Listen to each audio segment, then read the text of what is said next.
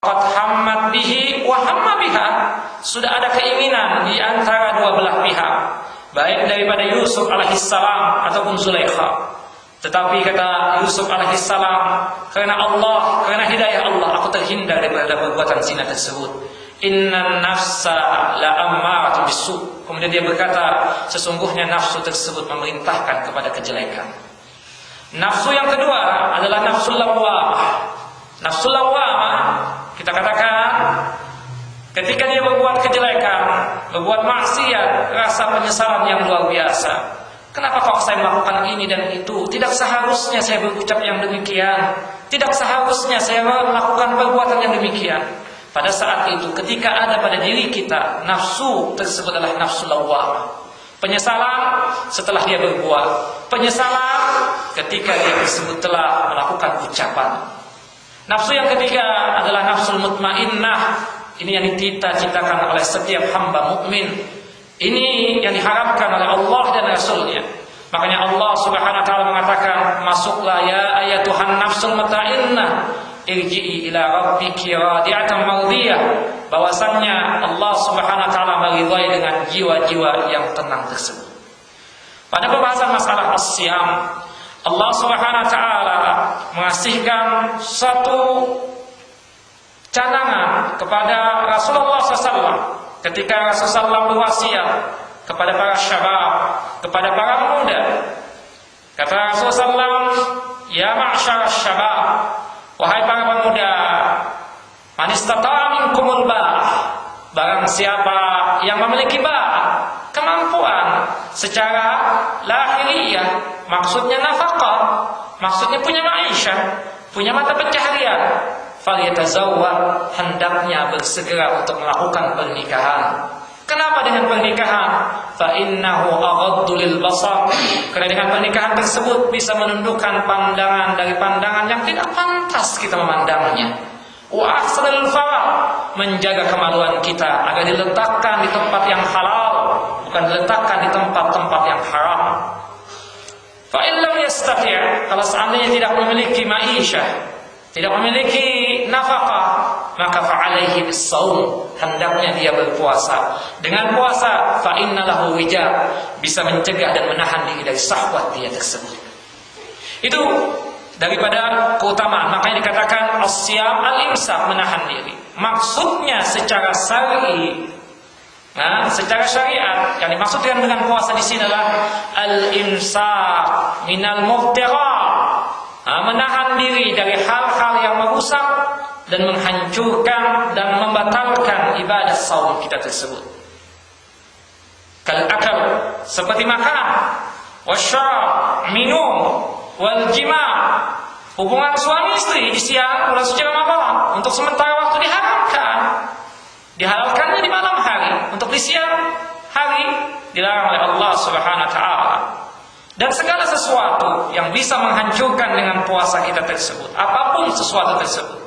Nanti kita akan membahas yang berkaitan dengan al-mubtalat atau al-mubtilat lis-siyam, hal-hal yang membatalkan ibadah puasa tersebut. Dari kapan kita berpuasa? Min tulu'il fajr, dari terbitnya fajar. Berarti kita katakan terbitnya fajar tersebut ketika terdengarnya adzan subuh. Disitulah kita memulai ibadah saum kita. Disitulah kita melakukan bidayah ibadah siam kita, dari terdengarnya adzan subuh. Artinya kita katakan apa yang dilakukan oleh sebagian orang 10 menit mengharamkan makan dan minum dengan istilah al-imsaknya, kita katakan kurang tepat. Karena Allah Subhanahu wa taala mengatakan di dalam surah Al-Baqarah ini pada ayat 187, wa kulu washrabu hatta yatabayyana lakumul khaytul abyad minal khaytil aswad minal fajr. Makanlah, minumlah, halal buat kalian. Sampai kapan? Hatta yatabayyana lakumul khaytul abyad minal khaytil aswad minal fajr. Sampai yang namanya benang putih menutupi benang hitam. Maksudnya sampai yang namanya malam hari tersebut hilang dan datanglah pagi hari. Dan datangnya pagi hari tersebut ketika munculnya Al-Fajr As-Shadiq, dan Al-Fajr As-Shadiq terjadinya ketika terdengarnya adzan subuh. Itulah mulainya kita menahan diri, imsaknya kita, yaitu ketika terdengarnya adzan subuh. Tidak boleh makan, tidak boleh minum, dan tidak boleh melakukan hubungan suami istri.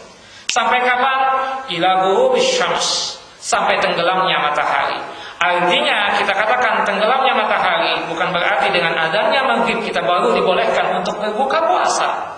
Tenggelamnya matahari kita katakan itu sebelum terjadinya maghrib. Artinya kalau seandainya kita masih di tempat kerjaan kita, di tempat sini kita katakan tidak terdengar adzan, ketika kita melihat dan sudah hakul yakin matahari sudah tenggelam, maka pada saat itu dibolehkan kita untuk berbuka puasa. Bahkan pada saat itulah disunnahkan. Kata Nabi sallallahu alaihi wasallam, "Ma zala ummati bi khairin," masih umatku tersebut dalam kondisi baik, terus mendapatkan kenikmatan.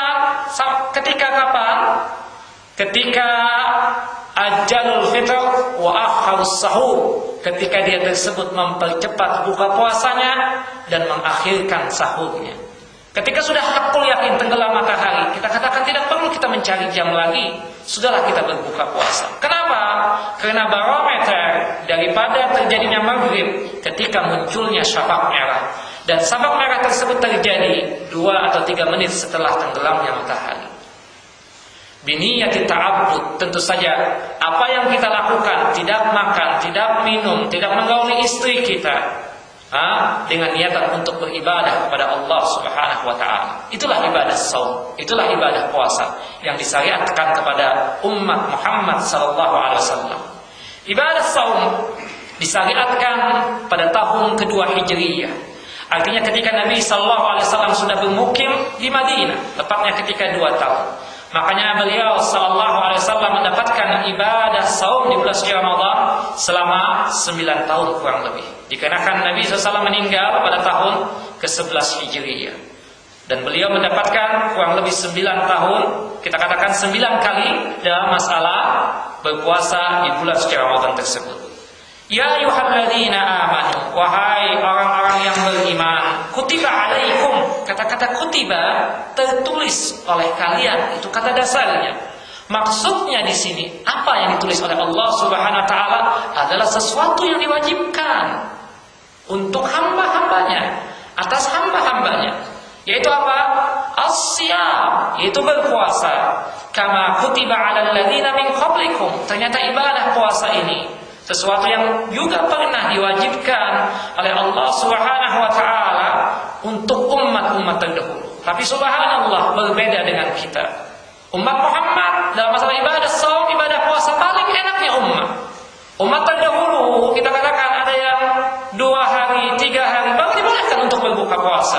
Ada yang disyariatkan kalau seandainya dia tertidur dan tidak mendapatkan waktu tenggelamnya matahari tersebut, maka otomatis dia akan melanjutkan ibadah saumnya sampai hari berikutnya. Tapi umat Muhammad SAW, subhanallah, dari terbitnya fajar, dari subuh untuk sementara waktu, menahan diri dari makan dan minum sampai tenggelamnya matahari. Itulah daripada ibadah saum tersebut. Tujuannya apa?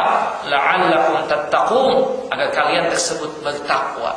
Kita katakan semua ibadah yang kita lakukan, entah itu sholat, entah itu zakat, entah itu puasa, entah apapun ibadahnya atau amalannya, tujuannya pasti ketakwaan. Dan takwa tersebut melaksanakan perintah Allah dan menjauhi larangannya, tujuannya untuk agar azab Allah, siksa Allah Subhanahu wa taala tidak menghampiri kita. Banyak sekali fadilah dan keutamaan daripada ibadah shaum. Disebutkan di sini dari keutamaan atau fadail daripada ibadah shaum tersebut. Yang pertama, an-nasyama junnatun minan nar. Bahwasanya ibadah puasa itu adalah